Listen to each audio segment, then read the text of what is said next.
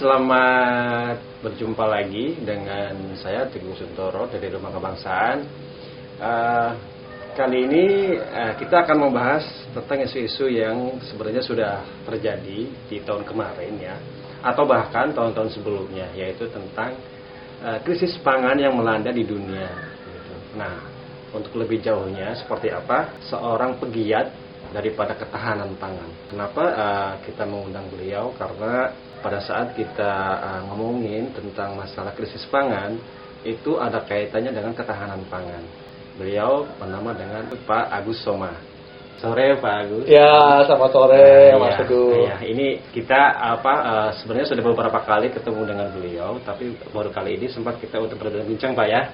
Untuk ngobrol sederhana mengenai ketahanan pangan. Tapi sebelum kita ngobrol tentang ketahanan pangan Pak, seperti pengantar tadi, yaitu ngomong tentang krisis pangan Pak ya. Krisis pangan. Iya, krisis pangan. Ini kesannya kan krisis pangan itu melanda dunia gitu Pak ya. Bahkan sampai ke Indonesia. Otomatis itu karena kan mau tidak mau Indonesia adalah bagian daripada dunia. Dan Indonesia itu terkenal di dunia sebagai negara maritim dan juga sebagai negara agraris ada maritim ada ya. Otomatis disitulah peran ketahanan pangan atau penyuplai salah satu mungkin bisa impor Pak ya. Salah satu terbesar di kancah global gitu. Yeah. Baik Pak, jadi untuk krisis pangan ini seperti apa menurut Bapak? Apakah benar-benar berdampak bagi Indonesia ataukah memang sudah dirasakan dari dulu gitu Pak? Oke. Gimana Pak? Oke, krisis pangan ya Mas Teguh ya. Jadi memang benar tahun-tahun lalu ya sudah diisukan, diramaikan bahwa akan terjadi krisis pangan. Ya, biasa isu-isu beredar di mana-mana, apalagi waktu Covid, setelah Covid, tambah lagi dengan ada perang Ukraina dengan Rusia, yang keduanya salah satu dari produsen pangan ya, khususnya gandum ya. Jadi isu itu banyak beredar, tapi banyak juga ahli yang menyatakan enggak. Kenapa? Stoknya ada kok gitu kan.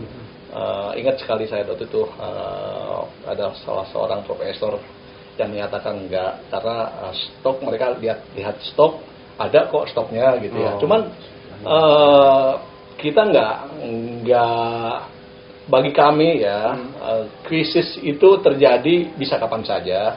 Dan yang paling baik adalah kita harus menyiapkan diri, jangan sampai nunggu krisis. Jangan nanti belepotan kesana kemari ketika ada krisis. Jadi kalau saya mengapa saya tergerak di ketahanan pangan, ya karena saya melihat ke depannya ini bahaya nih Indonesia nih kalau tidak segera menyiapkan diri untuk bisa mandiri, tahan dalam hal pangan dan nantinya bisa berdaulat. Jadi saya sudah melihat dari jauh, dari lama, dan sekarang ternyata terjadi. Ya, contohnya ya terjadi dalam tanda petik ya. Misalnya tempe aja. Contohnya ya, beberapa tahun lalu dan masih terjadi tahun ini belum nih. Tahunnya masih berapa hari ya? Baru 25 hari ya. Ya, tapi 2 tahun yang lalu setiap Januari, ingat saya, Januari tanggal 1 2 3 Januari 2021 ya, dan 2022 itu para pengrajin tempe mogok karena harga kedelai impor naiknya luar biasa. Ingat ya, asalnya 6.500 jadi 8.500-an, kemudian tahun 2022 dari 8.000, 9.000 jadi sampai 11-12.000. Sekarang ini diam-diam harga kedelai itu udah 13.000, 14.000. Nah, sekarang ini. Jadi di tingkat pengrajin. Nah, jadi bagi pengrajin tempe berat, sulit. Akhirnya mereka coba bertahan dengan segala cara. Ya ada yang nakal-nakal, akhirnya campur kertas dan lain-lain. Mungkin Mas Teguh pernah dengar ya itu di media sosial beredar. Jadi ini ketika kita kekurangan bahan baku itu adalah krisis pangan. Ya kebetulan baru tempe. Nah tapi ini juga jangan dianggap ini kan hanya tempe aja, karena nanti bisa juga yang lain-lain juga terjadi. Jadi bagi saya krisis pangan itu harus diantisipasi jauh-jauh sejak dini. Gitu Mas Teguh. Oke, baik Mas. Ternyata memang dengan adanya dampak seperti ini kayak krisis pangan ini banyak menimbulkan cara-cara yang tidak sebenarnya tidak dianjurkan, yaitu kayak seperti Bapak tadi bilang ya. Sempat ramai juga diperbincangkan gitu Pak ya. Iya. Kedelai dicampur kertas gitu ya, ada yang bikin gitu. tempe supaya ini pakai kertas, campur-campur yang lain. Nah, itu kan tidak sehat ya, nggak boleh ya. Nggak boleh. Mungkin orientasi mereka karena sudah untuk bertindak berusaha sesuai dengan supaya dapat hasil ya, hasil. padahal bahan bakunya mahal. Ya karena impor kan, dan sangat tergantung dari impor. Nah, jadi kalau bilang krisis pangan itu udah satu krisis, yaitu krisis kedelai. Ya, baru sebagian dari pangan. Tapi jangan sampai nanti pangan-pangan lain juga mengalami hal yang sama gitu. Ya, untung aja ternyata setelah perang Rusia Ukraina berjalan, ternyata impor gandum masih berjalan aja tuh, gitu kan. Nah, tapi kalau sampai terjadi benar-benar nggak ada, bangsa kita itu pemakan gandum banyak sekali ya.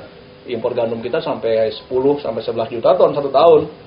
Nah, makan roti, makan bakwan, makan goreng instan dan lain-lain.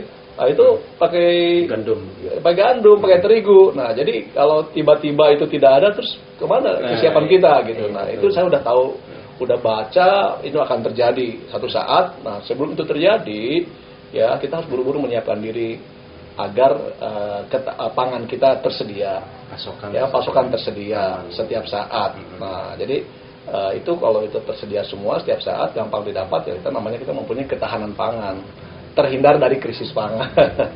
Gitu Mas Teguh. Kekurangan kedelai aja itu termasuk krisis pangan Pak ya. Krisis pangan, krisis kedelai. Krisis tempe gitu kan, krisis pakan tempe. Ya, betul. Makanya siapa aja yang suka makan mie kurang-kurangin. Iya. Kita mau makan ataupun jajan di luar, segala macam makanan olahan itu pasti membutuhkan gandum sih Pak ya. Terigu ya. Terlanjur kita pemakan gandum. Iya, Pak, ya. Terbesar kayaknya di Asia kita. Di Asia Tenggara minimal, di Asia termasuk pemakan gandum terbesar kita. Itu apakah itu termasuk dipengaruhi pola gaya hidup style makan gitu? Iya, jadi Mas Teguh, jadi saya agak aneh juga dengan punten ya, dengan bangsa kita ini. Jadi saya selalu tidak habis pikir. Kita ini gandum ini nggak tumbuh di Indonesia. Ya tumbuhnya itu tadi di Rusia, mungkin di Amerika, saya dengar ada di Eropa, India ya. Tapi kita kok jadi pemakan gandum gitu. Kita jadi pemakan yang tergantung pada bahan yang tidak ada di negeri ini, lokal yang tidak tumbuh. Kok bisa? Gimana caranya gitu? Kok bisa jadi begitu gitu? Itu perjalanan panjang gitu. Itu ada historisnya, dan untuk itu kita harus nanti review lagi, diterangkan kenapa ini terjadi supaya kita bisa antisipasi, jangan sampai nanti keterusan tergantungan pada pangan yang sumbernya dari luar gitu Mas Teguh. Jadi kita istilahnya nggak menanam, mengadain dari luar, tapi kok jadi kebiasaan dan jadi makanan pokok utama gitu. Makanan pokok ya, betul ya. Gandum memang gandum. Karena biasanya kan kalau ada dulu itu saya pernah ingat kalau makan singkong kelihatannya itu anak singkong. Iya, singkong. Wah, makan roti nih, roti keren gitu kan. Ada lagunya singkong dan keju ya. Dan itu masih sampai sekarang kalau menurut pandangan saya sendiri, Pak, itu kayaknya masih berlaku tambah lagi. Jadi tambah berlaku karena anak-anak muda sekarang mungkin tidak lagi banyak yang ke daerah, tidak banyak melihat makanan-makanan yang ada di sekitarnya. Jadi yang ada adalah yang mereka temukan di mall, di kafe, kue-kue yang semuanya berbahan baku gandum, ya terigu. Dan mereka nggak tahu lagi bahwa sebenarnya di negara ini, di negerinya ini sekeliling kita banyak bahan yang bisa pakai. Ya tentu tidak persis seperti terigu, tapi kan karakternya sama lah, bisa dijadikan tepung, bisa dijadikan gorengan, bisa dijadikan kue, ya bisa menggantikan terigu. Ya sekarang tinggal para peneliti kita, para profesor di perguruan tinggi, lembaga penelitian yang harus bergerak. Dan nanti dunia industri juga harus diberikan insentif. Wah ini menarik nih, ayo tanam, ayo olah ini gitu. Jadi dorong. Nah itu harus dilakukan terus menerus. Ya jadi kalau itu tidak, ya kayak sekarang asik aja di zona nyaman bahwa terigu masih ada, wah tempe kita masih bisa impor kedelai, kita masih bisa impor daging, semua masih bisa impor. Jadi seolahnya kita ini bangsa yang kaya gitu, semua bisa impor gitu. Padahal bangsa ini kan sekarang kekurangan uang kali. Gitu Mas Teguh.